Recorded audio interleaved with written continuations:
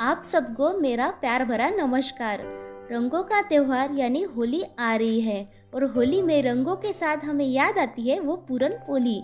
तो वही पूरन पोली की रेसिपी आज हम देखने जा रहे हैं। गेहूं का आटा और गुड़ के साथ बनी है हमारी पूरन पोली की रेसिपी। चलिए फटाफट देख लेते हैं।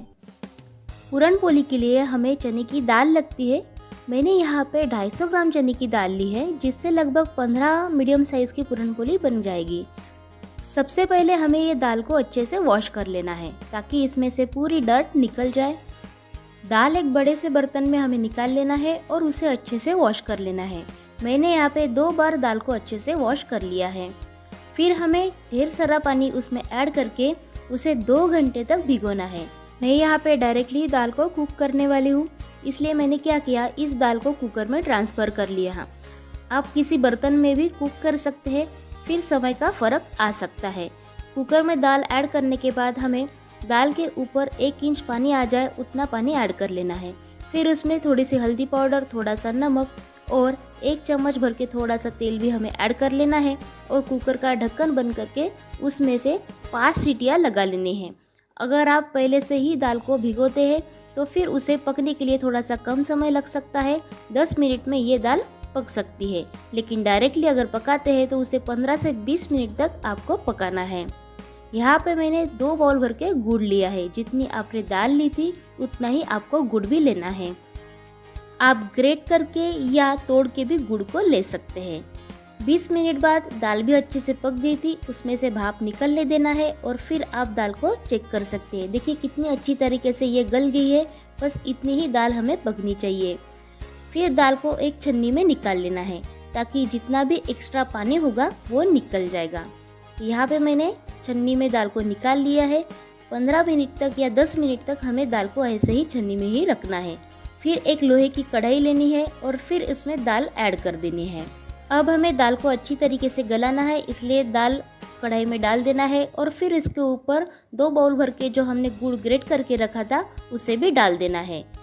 अब इन दोनों को हमें लो फ्लेम पे अच्छे से चलाते जाना है। जब तक कि ये अच्छे से गाढ़ा ना हो जाए तब तक हमें चलाते रहना है। आप देख सकते हैं कि गुड़ अभी पिघल गया है, तो ये पूरा मिक्सचर अभी गीला हो गया है। लेकिन थोड़ी देर अगर आप फिर से चलाते रहेंगे तो ये अच्छे से गाढ़ा होते जाएगा। आपको सिर्फ इसे चलाते रहना है, नहीं तो ये तले में बैठ जाता है। जैसे ये थोड़ा सा गाढ़ा हो जाता है फिर इसमें हमें जायफल और इलायची का पाउडर डाल देना है। इससे स्वाद बहुत बढ़िया आता है। फिर से हमें इसे चला लेना है और गाढ़ा होने तक वेट कर लेना है। अगर आप 10 मिनट कंटिन्यू चलाते हैं तो ये गाढ़ा हो जाता है। अगर आप चम्मच उसमें खड़ा रखते हैं और वो चम्मच अगर खड़ा हो जाता है, यानी कि हमारा पूरन यहाँ पे रेडी हो गया है। फिर हमें एक बड़ा सा बर्तन लेना है और उसके ऊपर छन्नी रख देनी है। उस छन्नी से हमें पूरन को छान लेना है। आप पूरन यंत्र का भी यूज़ कर सकते हैं, लेकिन ये छन्नी अभी यूज़ थ्रू है और कहीं भी मिल जाती है, आप उसी का यूज़ कीजिएगा। पानी पीने का एक गिलास लेना है जिसका तला जो है वो अच्छे से फ्लैट होगा। बस उसी की मदद से हमें पूरन को अच्छे से छान लेना है।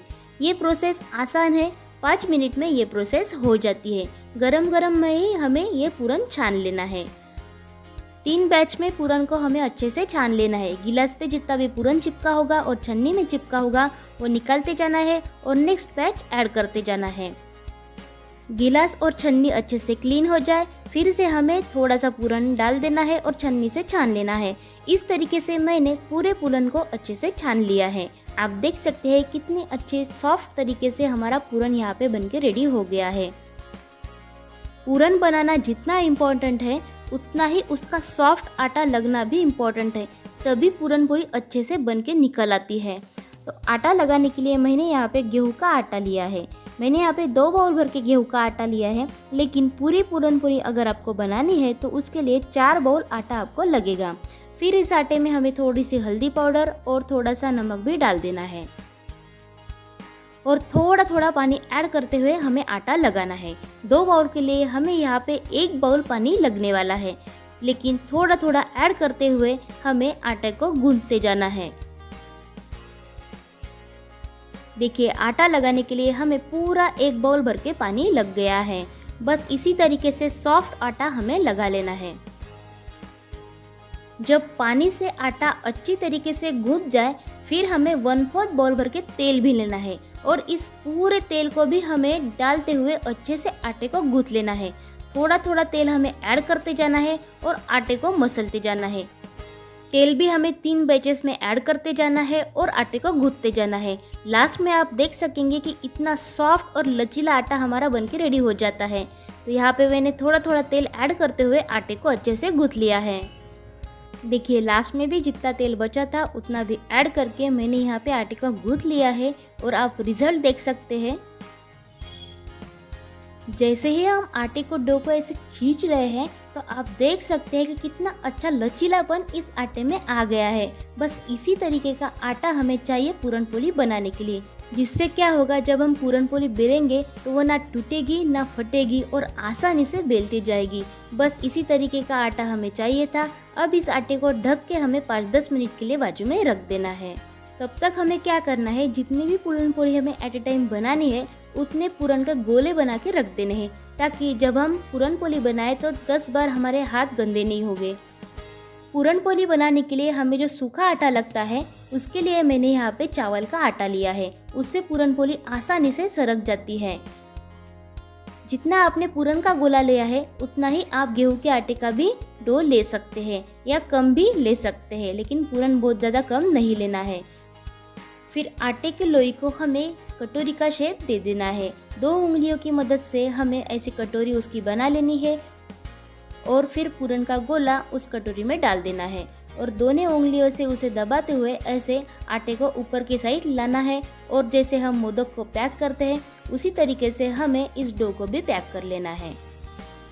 जब ये अच्छे से पैक हो जाए फिर हमें एक्स्ट्रा का आटा निकाल लेना है और दोनों हाथों से अच्छी तरीके से उसे घुमा लेना है। फिर हमें 2 हाथों के बीच में रखते हुए या प्लेटफॉर्म पर रखते हुए उसे अच्छे से चपटा कर लेना है, ताकि पूरन जो है वो एक समान किनारों तक आ जाए। फिर हमें हल्के हाथों से पूरन पोली को बेलना है। बड़े हल्के हाथों से ही करना है, नहीं तो पूरन पोली फूट सकती है। क्योंकि हमने आटा बहुत अच्छी तरीके से लगाया था, इसलिए ये जो पूरन पोली है आप देख सकते हैं हल्के हाथों से भी पूरी तरफ ऐसे घूम रही है।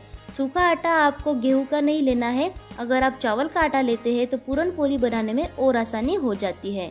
तो बस यहाँ पे पूरन पोली बन के रेडी हो गई है। आप देख सकते हैं किनारों तक हमारा पूरन यहाँ पे लग गया है। गैस के ऊपर मैंने पहले ही तवा रख दिया था। अब इस तवे के ऊपर हमें पूरन पोली डाल देनी है। नीचे की साइड जब अच्छे से सेक जाए फिर हमें उसकी साइड पलटा लेनी है और मीडियम आंच पे हमें पूरन पोली को अच्छे से पकने देना है। आप देख सकते हैं कि कितनी अच्छी तरीके से ये पूरन पोली फूल रही है। गेहूं का आटा अच्छे से लग गया था और पूरन भी अच्छे से सॉफ्ट बन गया था, इसी वजह से ये पूरन पोली अच्छे से फूल रही है। दोनों तरफ से घी लगाते हुए पूरन पोली को हमें अच्छे से सेक लेना है। सॉफ्ट ऐसे पूरन पोली यहाँ पे बनके रेडी हो गई है। आप इस रेसिपी को ज़रूर ट्राई करके देखना, कैसे बनी मुझे कमेंट करके ज़रूर बताना। ऐसे ही हेल्दी रेसिपीज आगे भी देखने के लिए मेरे चैनल को सब्सक्राइब ज़रूर करना और बेल आइकन को भी प्रेस करना। फिर मिलते हैं ऐसे ही हेल्दी नई रेसिपी के साथ, तब तक के लिए बाय बाय।